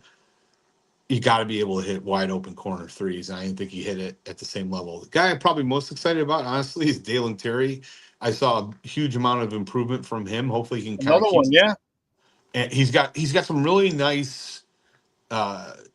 He's got passing ability. He's just I know Coach is frustrated with him, and I can absolutely see why. He'll make some of the worst decisions, but yes, yeah, he's still young, relatively young guy who plays hard. I love those guys. The Corals this way, high motor, plays hard all the time. And then on the other end of the spectrum, we got a guy like Patrick Williams. I used to call standstill P. Will. Just he's jogging all the time, not playing at really high level, hard. Just I can't. I just saw this quote recently, or about playing hard is a skill, and I agree with that 100%. I love those high motor guys like Okoro is absolutely in that build, and I think you're gonna I know Patrick Williams. We're going into year 6. We've been talking about this forever, and he was awful last year. His worst year as a pro. Hopefully he can kind of return. All I want from him is just get back to 40% from 3 or 39% from 3. He was down at 35 last year. So, if he can't hit the 3, then he's really bringing very little value. I thought his defense was absolutely declined last year. He doesn't have lateral quickness, never did. But all those guys we got to hopefully Dalen Terry, Phillips, and P. Will I kind of put in the same area. One of those 3 really has to make a jump this year if we're going to do something really special. But they all have theoretically defensive ability, which should significantly help this team. I like Terry, and I first I thought he was just like a cheerleader, like kind of like who was that guy that the Bulls had? He was an OKC, and goodness, the left-handed shooter. Oh, you're talking about Campaign? Yes. Remember, Campaign was just the freaking dance partner for Russell Westbrook at OKC. Still in the league, was on the Knicks this year. Yes, he is. The conference finals. Yeah. Yes, I thought that's who Dalen Terry was going to be. Dalen Terry he improved. And again, not putting him in the All-Star game. I'm just saying he improved, and I saw development in him. I saw a more mature Dalen Terry. And I think that's, I don't know what's going on in his personal life, or if he just realized he had to grow the hell up.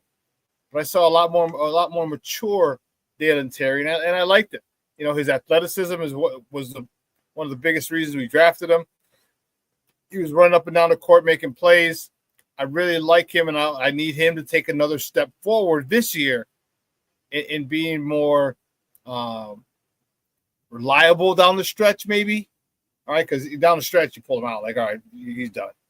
But if he can mature and become a force defensively, in his next step of his evolution, now the Bulls got another piece, all right, to help on the defensive side of the ball. Shawn, you talked about something I really believe in. I saw it with Dalen Terry. Like and I like to get to games early and see how guys work out before the game. I think it tells you a lot. And I remember his rookie year, I was watching Dalen Terry. He was shooting air balls in practice, like pregame from 3, and air balls. And I'm like, how are you going to expect to hit anything in the game if you're shooting air balls before the game? He was goofing around, things. Mm-hmm. Treated it like it was like a Sunday outing with friends.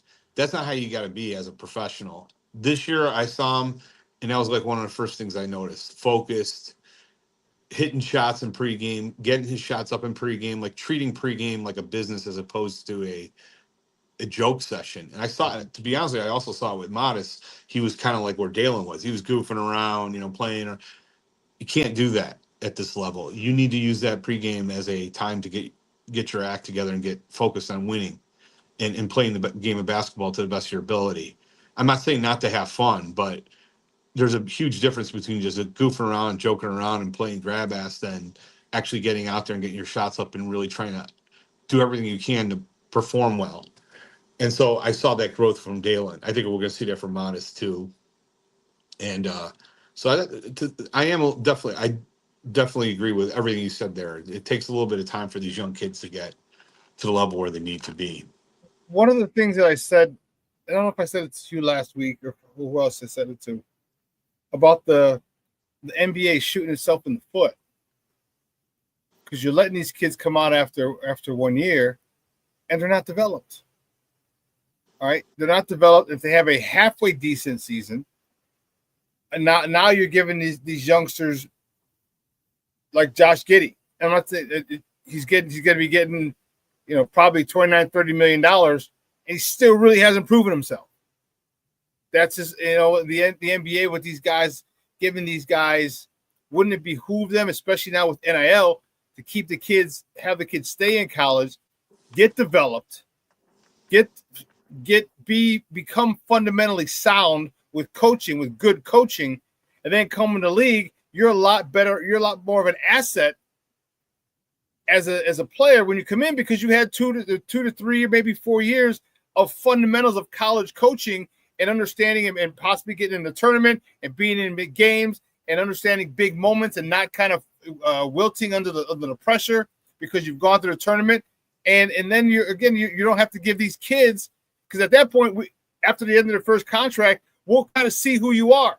We don't know who some of these guys still are, and they're getting $3 million. Yeah, I agree with everything you said, and I think you're starting to see that, though. I think you're starting to see guys stay around a little bit longer than they did before, and because of NIL and the money involved in college basketball now. I'm kind of torn on this issue because there's Kobe Bryant, Kevin Garnett. I mean, there's been players that have come directly from high school to the pros, LeBron James. And I understand for every one of those guys, there's 25 that didn't make it, who tried to come from high school directly to the pros. Hey, Curry. Yeah, Eddie Curry, exactly. Although he did get a few nice contracts. But I agree with you. Like, I think there's a tremendous amount of maturity that occurs when you do play in college for at least 1 year. But on the other hand, I also kind of feel like, it's the United States. If you're able to make that type of life-changing money in the NBA, you should be allowed to do so. There's people fighting at 18 in the military. You can't go to the NBA to play. So I'm a little bit torn on that issue. That said, I think it's kind of been solved because they're paying so much money now in college that it is essentially become a minor leagues of professional basketball. And, I don't feel like, I think what you're going to continue to see is like these guys, these young high school players are just going to be, they're probably better off, and teams are more willing to take the risk on players that have proven themselves at least 1 year in college and just paying them. Because you're going to make so much money in college anyhow. It's not like a big, I think I think this is a fact. You're probably going to make more money in college than you will at some point. Like on a rookie contract, second round deal. Let's be honest. You are. So you're probably better off in a way they're forcing these guys into college. And I think it's good. It's better for both parties. I hear you on that. You can go fight for your country stuff, but also if you're the NBA, it dilutes your product. And we're not saying that you can't come and you're not. Does it though? Age, but I don't know if it does. I think the vast majority of 18, 19-year-olds should not be playing NBA basketball because they're not ready. And that's what I mean. Like, give me a couple. Like the WNBA, you got to be 3 years. All right. Like the NFL, you got to be 3 years out of high school. I think if they went back to that rule, now and then with the NIL, now you're like, okay, I'm guaranteed $1, $2, $3, $1 million a year, $600,000 a year, whatever you're getting, every year. That's good money. All right. And you come out again with more fundamentals, with more experience, because you just can't, because they don't have time to develop you in the NBA. All right. They don't have time to work on your fundamentals in the NBA. Like, you need to get there. And that's where we're seeing so many young guys who come in and just aren't ready physically. All right. Who aren't ready mentally. And definitely aren't ready to emotionally, and how to deal with the financial part of it, because you had 1 year, you got no money, and all of a sudden now you got $6 million. The hell you do? Yeah, so, demanding that of the best players, I think, is unfair to them. So like the best players that are ready to play in the league at 18, 19, there's not a lot of them, but there are some. Yeah. you're not getting the clock started. What I mean by that is you're on your rookie contract. If you're delaying that, you're still under 5 years or 4 years, whatever, under that rookie contract. And some of the players that are good enough, they want that clock started quicker. So they want it started as an 18-year-old or 19-year-old. So by the time they get to that fourth, fifth year, they're signing an extension worth 10 times what they could have made in college. So I don't think it's fair to keep him in there for 3 years. I think there's a happy medium. I like where it's at now, to be honest with you. I like the 1 year, and I think that's enough to build the maturity, and I think that kind of satisfies everything. But what you're seeing now, there's so much money in college, I think the quality of that game is getting better. And I think it's in reality, it's probably best for both leagues where it's at now. I would like a minimum another year. I just 1 year. Sure. Because now here's why: you don't go to school the second semester. You don't. Yeah. You go one semester. Just to stay eligible, go in your first semester, and the second semester you're playing games. You're in March, and then if you're going, you're a number one, you're a first round pick, and you go to class. Yeah. What are you gonna do? Kick me out? Yeah, exactly. Exactly. I'm making $4 million in NIL. I'll just get an apartment off campus and live there till I get drafted. You know what I mean? That's why I think I just personally would like 2 years. I just want to see these kids become more fundamentally sound coming into the league, which makes the floor of the league better. It makes that floor higher. So you get kids who come in that are a lot more fundamentally sound and have a better grasp of the game, because that's what college is for. You get that, and you still have, the college coaches can still work on you and still instill that in you. That's just me. That's just me being 53 years old, going to be 54, get off my lawn. So, Sounds good. Hey, Fred, great stuff, buddy. Before you go, let everyone know where they can find you and your work online. It's on X, it's at CBE as in Chicago Bullseye. CBE Fred is my handle, or do a search for C-Red Fred, and you'll find me. And then also on primarily every week on the Big Red Bus, which with the Podfather Doug Tonis, we do a show. There's several on the Okoro move. I did with a couple guests, and I love. This is a good time to be listening to basketball talk, and I think we're going to hopefully continue in the right direction with this beloved team. Cool, man. Good stuff, bro. Where can I get all the outlets to hear your podcasts? Yeah, it's available Spotify, Apple, everywhere you can listen to it. So yeah, you can just do search for Big Red Bus Bulls, and you should be able to find the pod. Excellent, buddy. Hey, you have a phenomenal week. Any big plans? Thanks, beautiful out. It's gorgeous out, man. This weekend was nice. Any big plans this week? This week, no, nothing big. I mean, my son's just wrapped up his kind of summer league for the school. It was up and down for the team, but he's doing really good. He's starting his junior year, and I'm addicted to the game. I'm just enjoying watching the Sky and Fever. I do enjoy watching the Fever also, and I do too. Yeah, I just love the way that chick plays, bro. I love her vision. I love it. I love the logo threes. Everybody loves them. But just the vision that Caitlin Clark has is ridiculous, dude. Come on. Come on. Yeah, to me, she actually has not shot the ball well at all for like the last 3 or 4 games since she came back from that injury. She had one really good game when she first came back. But the thing to me about Caitlin Clark is, I love Liberty. Aaliyah, yes, exactly. Aaliyah Boston also is the center on that team, is a fantastic player. I love watching her. She's a great player. Yeah, she is. And she's very underrated, in my opinion. She's excellent defensively, great rebounder. And when they work together on a pick and roll, it's fantastic stuff. So, yeah, that's to me the difference. She gets a little nasty, a little physical. I like that. I love how she pushes it, and in terms of like long passes, it's just incredible as a passer. To me, that's where I really like watching, Caitlin Clark. I think that's where she is a differentiator. And they have some players on that team. The other girl I like a lot is Lexi Hull as a defender. I think she's an excellent defensive player. They really haven't. I know the Bonner signing really kind of backfired on them. Yeah. But Howard is a good player. I love watching that team. And also the Sky's, I'll be honest, has been massively disappointing this year so far. But and obviously there's injury issues there also. But yeah, it was great to see, the last game with everything. They looked great yesterday against LA, so that's good to see. So, dude, great stuff, buddy. I appreciate it, man. We'll talk soon. Take it easy. Let's go, Angel. Let's keep it going. Good stuff yesterday. Yes, All that's yeoman's work, baby. 24. Fantastic game.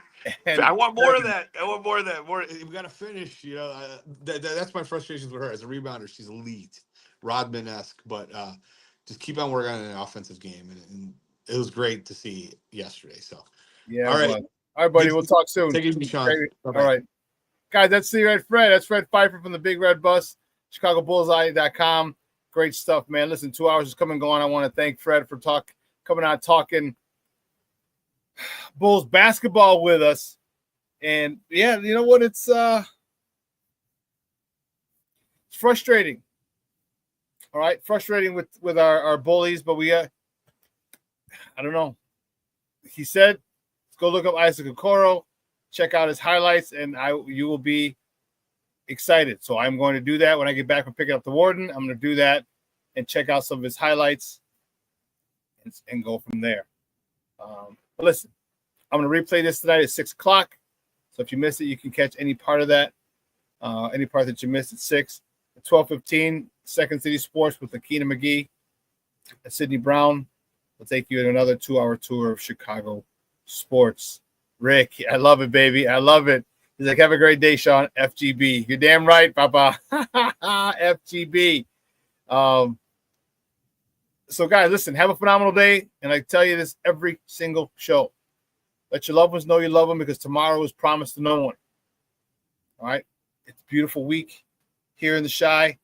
Make sure you reach out. It might be a little rainy, but that's okay. But get out, make some plans. All right? Lunch, brunch, dinner. 85 today, 86 today, 85 Tuesday, 88 Wednesday, 87 Thursday, 93 Friday, 94 Saturday. Come on, man.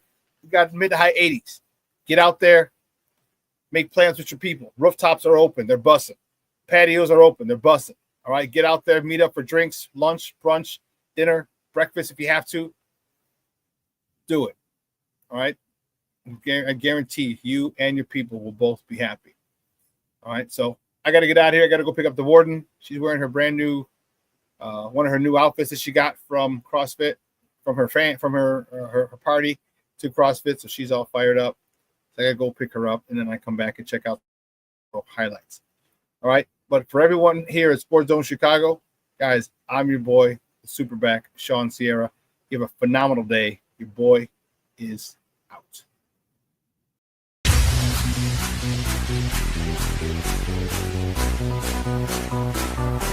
Come on, we lace the bass.